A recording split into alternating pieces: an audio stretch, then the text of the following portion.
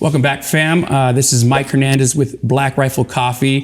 Today we're going to be working on some pro tips with you, and I've been fortunate enough to come to Clay with Overland property. This amazing bunker style facility. I've just been drooling over it this whole time we're here. Thanks for hosting us. But with this opportunity brings the availability to translate some information to you.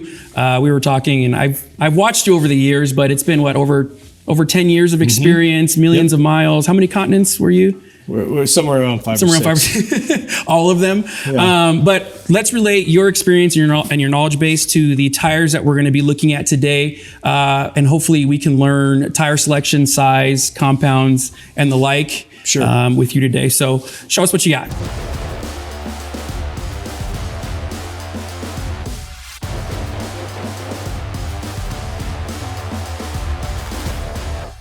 Quick rundown on tire selection. That's one of the first things that you are going to come up against if you're going to be building out a truck or wanting to take your vehicle to far off destinations and get back. So tires come up pretty frequently, and you kind of have a few options.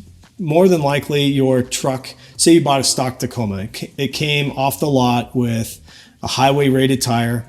There's reasons for that. OEMs have to hit certain specific speed ratings and weight ratings and all this stuff for a sale of a vehicle off the lot.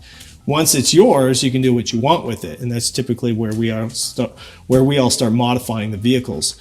So tires come in pretty quickly. We typically want a tire that is going to provide us with some sort of advantage in the terrain that we're traveling.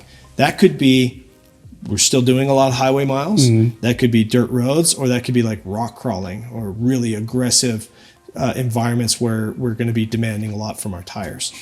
I think the next thing is usually tire size. Do you stick with the stock tire size, or do you go up? We all like to go up in tire size because what does that give us? It gives us more ground clearance. It allows us to drive over obstacles better, gives us better breakover angles and things like that. You can get techie, but it just allows us to go further without hitting the bottom of our cars. And then you're going to have to decide on the type of compound or tread that you're going to use. We have two here. This one is this is the General Grabber ATX, but it's an all-terrain tire. And no matter what brand you buy, you're going to kind of run into an all-terrain type and like a mud terrain style for overland types of travel. So an all-terrain tire is really the best of both worlds. It has a lot of aggressive features. It has the ability to give you traction in kind of tough environments, but it has really great road manners. They're typically quieter. They're nicer to drive. They weigh a little less, so they have less rolling resistance. This is a great tire to drive on, and this will do 90% of the environments that you need it to. But you may be in some areas, like if you're doing a lot of stuff in Moab or Utah, a lot of tough rocks and stuff, you might decide, hey, I need something a little bit tougher, a little bit more aggressive, that's going to allow me to fling mud, grab rocks, etc. No, 100%. So we talked about tire size. Probably where you start from what I'm hearing from you. So you either stay with stock or you go up, and it's usually like a +1. If you're going to go way up, you got to modify the vehicles a lot. That's a different story. How about wheels? I know that there is a little bit of a style in terms of wheel size, but there's an industry standard, right? And there is. What's your opinion on that? The industry standard right now is 17-inch wheels. And the reason is because the 17-inch wheel allows for the bigger brake kits of the newer vehicles to clear the rims, but then it's also not big enough that it compromises your sectional density, to use a technical term. The amount of tread between the top and the wheel. You want that.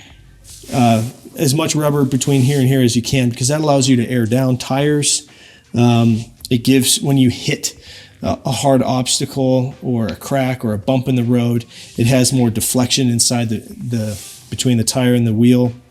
And it actually is part of your suspension system. Yeah. It's how it initiates the shock and all that.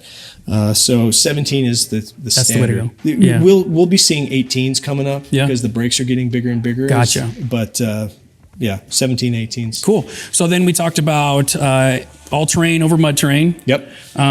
Choose between your geographical location or terrain. Yep. Atmospherics like temperature. Like here it's pretty cold. Where I'm at, it's still 88 degrees in Arizona. Sure. By the way, here it's what?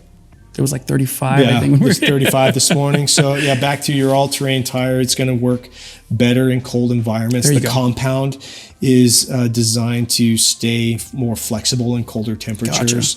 Gotcha. It has what's called siping in the tread, so that allows the tire tread to flex and grab like snowy roads and things like that. These perform a lot better than any mud terrain, because think of it like shoes. You have shoes that do certain things. You have your dancing shoes, and you have your hiking shoes, and you have your house slippers, right?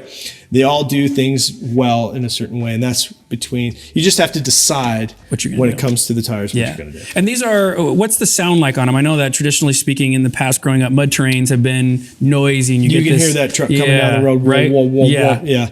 All terrains don't do that.